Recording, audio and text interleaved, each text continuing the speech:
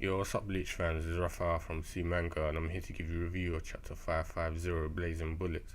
Now, it was an interesting chapter today because we learned an interesting thing from the previous invasion arc, what happened near the end, and we learned some interesting stuff like how Juhas more or less knows everything, which is kind of not new, but it's still interesting to see that he kind of has thought out all different scenarios. As we see at the beginning, Narc Levar, he kind of goaded Mayuri into attacking him because Mayuri pretty much predicted it. It's like he was saying, "Oh, I can't be bothered to fight you. It's gonna take too much effort and planning to fight you. So go find someone else to fight." But when he leaves, he's like, "Are you even gonna stop me?" I mean, Yuri's like, "No, you can go if you want. You feel free to leave, but I would like to analyze your reacts.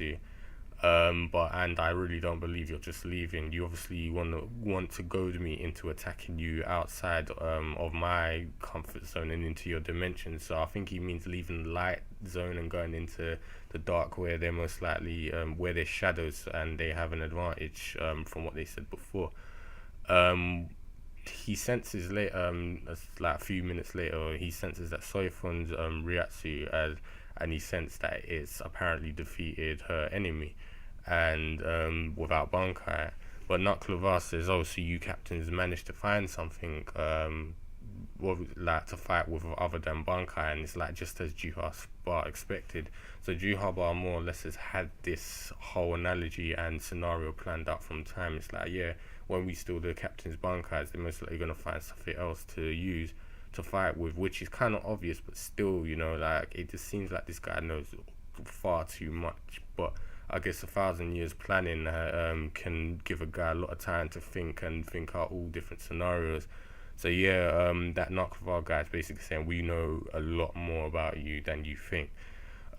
We see Basby now, he's fine, he's not hurt at all, his uniform's damaged, and the same as BG9, he attacks Soifon with that thing he pierced Omada's sister the week before with, but she dodges it obviously, and he basically tells her that he's analyzed the Mukyu Shunko, and he said he's learned a lot of vital information that's valuable to him, and he's disappointed because he won't even need to use Bankai, her own Bankai, against her. That's basically how weak and disappointed he is with Shunko. What's interesting is BG9, it's like his thing's completely gone now, and he really does look like a robot, but it kind of looks like he's got some sort of flesh on him, so I'm wondering, is he a cyborg or is he a robot? That's all I want to know, that I confirmed, but he's definitely not human anyway, or as human as Quincy's can be right now. So, and obviously that whole sensor thing is just a big giveaway as well, and his name being BG9, so it's either he's a cyborg that was experimented from a previous Quincy, or he's just an android like I said before.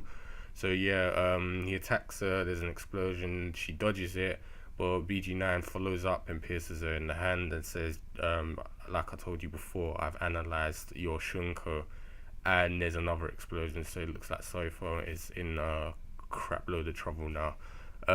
Basby pretty much tells it to guys like, you called my flames weak before, and it's like, well, it's like, do you want to know why the Vanderich or the Stone Ritters that Yamato burnt with his flames survived? And it's like, it's because my flames can offset them. So Basby's speciality is not the strength of his flames, it's the fact that he can manipulate and control them. So it's like he most likely extinguished Yamato's flames, or at least like nullified them enough for them to just be little burns or no burns at all. So the Stone Ritters he supposedly killed at the time in the first invasion, they didn't die, they just either just got a bit warm because Basby can control it that well. And he said, goes on even to gloat him, this is how much of an arsehole he is. He's like, oh, I wish you had your Bankai. Hits a guy, it's like, I could show you that all I need is one finger to defeat you with. And this kind of annoys Hitsugas because he attacks him, which does literally no effect to him.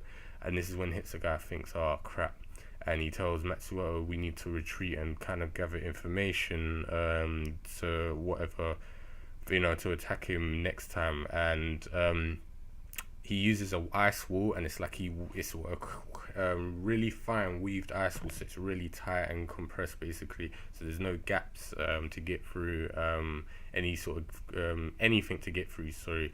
And Basby says it's a really intelligent attack, but it's like it still won't work for you. And it's like he uses his one finger, it's like burning finger, and he pierces through the ice, and it pierces both the wall and hits the guy. And yeah, that's like we left on the cliffhanger of hits the guy Pierce.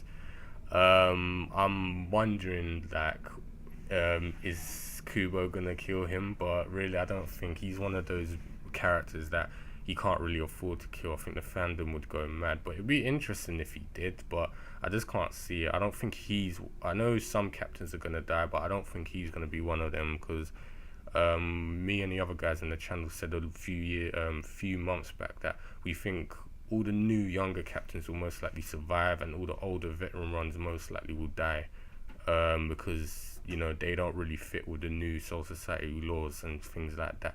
And there was other reasons we had as well, but I'm not going to go into that. But yeah, I don't think he's going to die. I just think this is a red herring when, like, suspense. A lot of people have been pierced that way. I mean, Matsumoto had a freaking half her stomach ripped out. So if she can survive that, Hitsuga can survive this, unless it's done really severe damage, like melted these organs. But even then, like I said, Matsumoto's thing, her organs were gone. So, and there's been other severe things. Look at Hiyori, she got cleaved in too. So I don't think he's dead.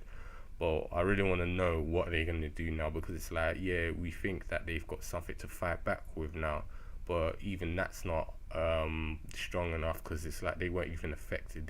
It's like they just brushed off those attacks, and they haven't got their Bankai to use. This basic, and what's worse, they said they don't even need to use Bankai against them. So how much powerful are these Stone Ritters, and what can the captains possibly do against them? So yeah, it looks like a bleak situation for them, and yeah, they're gonna have to find some sort of other way, or someone else will most likely come along. Like maybe Ishin could come and help Hitsuga, and Toshiro and Yoichi would come and help Thing. Who knows? Someone's gonna come, I guess, but we'll see.